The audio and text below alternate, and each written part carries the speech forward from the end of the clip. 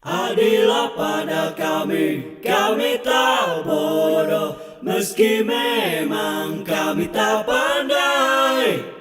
Tapi kami berjanji akan tetap mengkritik sesuai isi hati. Hei penguasa, ini kami rakyat jelata. Engkau ada untuk siapa?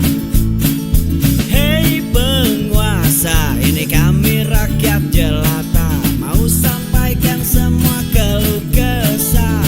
Bekerjalah dengan hati, pakai empati. Jangan banyak intrik, apalagi bikin taktik. Bijaklah dalam membuat peraturan. Jangan sampai bikin aturan yang berat sebelah. Mereka menegaskan bahwa kepala daerah dari PDIP bukannya dilarang mengikuti retret, namun mereka hanya diminta menunda mengikuti retret hingga arahan selanjutnya.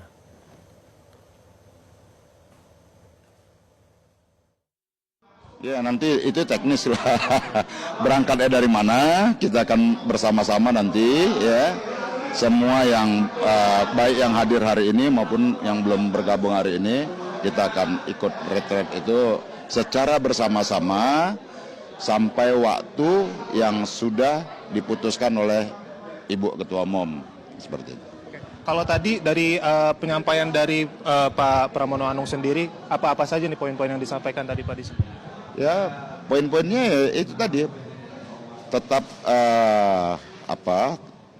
mengapresiasi kesabaran teman-teman, ya kesabaran yang luar biasa dan ketaatan terhadap keputusan Ibu Ketua Umum, dan kemudian selanjutnya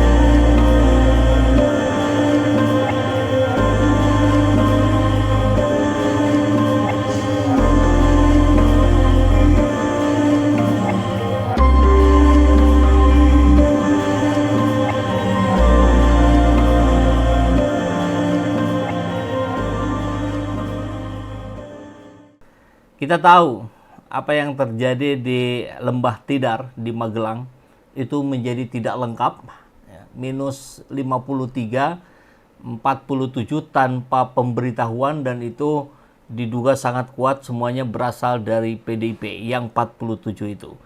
Dan ini imbas dari surat edaran yang diberikan oleh Ibu Megawati kepada seluruh kepala daerah yang berasal dari PDIP tentunya. Tapi yang menarik sebetulnya jumlahnya lebih dari situ. Sebagian masih ada yang datang. Nah ini berani melawan Megawati. Tapi kita akan membahas justru yang sebaliknya. Orang yang tegak lurus pada perintah Megawati.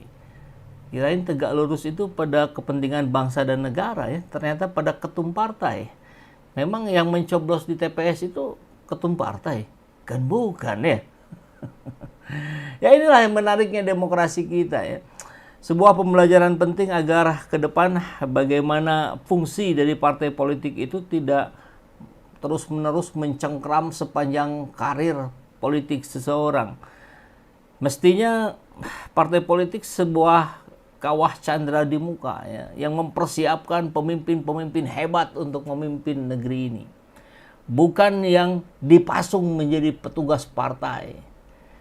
Sampai akhirnya petugas partai itu karena ditekan-tekan terus barangkali melawan. Ya itulah yang kita lihat dalam fenomena Joko Widodo. Baik sahabat, kita akan langsung masuk ke beritanya.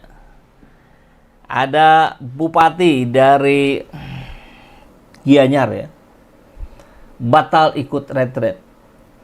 Dicaci maki sama rakyatnya. Nah, ini sebuah gambaran respon. Tentu satu hal yang perlu kita ketahui, kita pahami, bahwa kegiatan retret di Magelang itu belum bisa kita rasakan manfaatnya. Wong kegiatannya masih dimulai. Nanti kita lihat 3 bulan, 4 bulan, 5 bulan ke depan. Kita cari tahu bagaimana dampak dari acara retret di Magelang. Baru di situ kita bisa melakukan evaluasi. Kita itu adalah rakyat, media, dan sebagainya. Civil society. Maka pertanyaan bagi bupati yang tidak ikut acara, pertanyaannya adalah, ketika Anda lebih loyal kepada partai, bagaimana cara Anda mikirin rakyatnya? Apakah itu juga dikendalikan oleh ketua partai? Tidak bisa mestinya. Karena ketua partai tidak bisa memahami ratusan kabupaten kota di Indonesia dengan segala fenomena yang terjadi. Pemimpinnya yang tahu persis apa yang terjadi di daerahnya. Maka kalau lebih loyal ke partai dibandingkan ke rakyat, ya rakyatnya harus mikir ulang nih. Ini yang begini nih, apa perlu dimakzulkan? Tentu makzulkan, proses pemakzulan hanya ada proses di legislatif ya. Tapi kan semua suaranya dari rakyat. Kita harus berhati-hati. Tidak bisa setelah terpilih kemudian semena-mena. Baik, kita langsung saja ya ke beritanya. Batal ikut retret, Bupati Gianyar dicaci maki. Wow.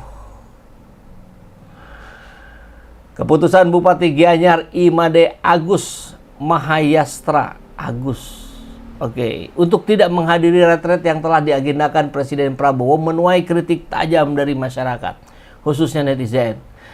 Mahayastra memilih mengikuti instruksi Ketua Umum PDIP Megawati yang meminta para kader menunda keikutsertaan mereka dalam acara tersebut. Ini salah satunya yang di-capture ya. Saya tidak begitu bisa ngomong bahasa ini, jadi mohon maaf kalau salah pengucapannya. Nek kene pilih dadi pemimpin katanya. Petugas partai bukan petugas rakyat. Nah ini nih, Anda dipilih oleh rakyat, jadi harusnya Anda menjadi petugas rakyat. Kalau partai fungsinya sebagai media saja gitu, untuk nih loh yang dipilih, kan begitu.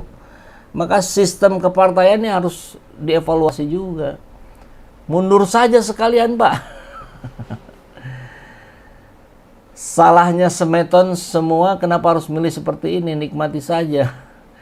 Ini membuktikan pejabat lebih mementingkan partai dan golongan, tapi cang sing peduli karena pejabat tok sing kade cang payung ngamah partai perorangan. Apakah ini yang dimaksud dengan partai perorangan oleh Joko Widodo? Partai TBK, super terbuka. Saya kira itu sekedar wacana saja yang disampaikan oleh Joko Widodo ya, karena ya bagaimana mungkin itu bisa terjadi ketika sistemnya masih seperti hari ini. Baik. Dalam unggahan akun Info Bali terbaru, berbagai komentar pedas dilontarkan warganet. Akun @tatakkuta menulis, ini membuktikan pejabat lebih mementingkan partai. Oke, ini udah sama tadi ya. Salahnya, oke, ini juga sama tadi.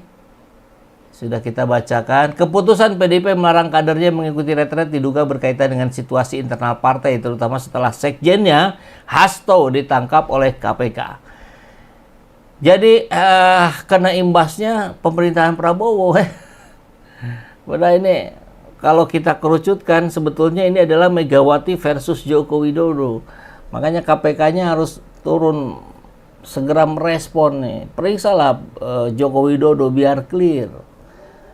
Saat dikonfirmasi, Agus menyatakan bahwa dirinya mengikuti arahan partai tanpa memberikan komentar lebih lanjut. Saya tegak lurus dengan perintah Ibu Ketua Umum. Begitu ujarnya melalui pesan WhatsApp. Hingga berita ini diturunkan, polemik mengenai keputusannya masih terus menjadi perbincangan di media sosial. Repot ya, kalau tegak lurus pada ketua partai. Ya harusnya kan kepada rakyat. Dedikasi, kontribusi, pengorbanan itu kepada rakyat. Kalau kepada partai politik jangan-jangan bukan mau mengabdi kepada rakyat, tapi mengabdi kepada ketua partai. Nah, ini ada pandangan dari pengamat ya, retret kepala daerah punya legal basis yang kokoh. Saya kira konteksnya tadi, ini baru pertama dilakukan di eranya Prabowo yang fokus ke retret. Tapi kalau sifatnya untuk menyamakan paradigma, menyamakan persepsi, saya kira itu kan memang selalu ada ruang-ruangnya. Entah itu namanya saresehan ya, atau kumpulan apa dan sebagainya. Tapi sebagai sebuah proses koordinasi pusat dan daerah, ya saya kira harus ketemu gitu. Kalau enggak, nanti via Zoom saja ya repot. Megawati, oke, ini beritanya kita sudah tahu.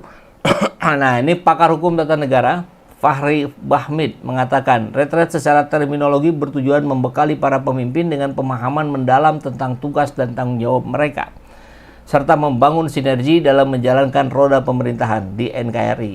Jadi pada hakikatnya program pemerintah yang urgent serta strategis, important and strategic program.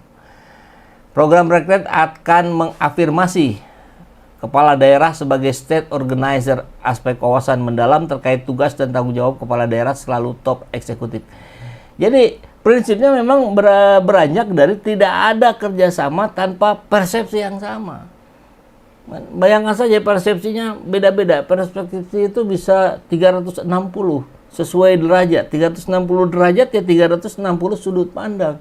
Kalau ini tidak disamakan, ya satu kemana arahnya, ya satu kemana mungkin ya akan terulang seperti rejimnya Jokowi. Maka ini sebuah kesempatan mestinya. Yang rugi ya daerahnya sendiri dan rakyatnya. Ini terutama rakyatnya ini.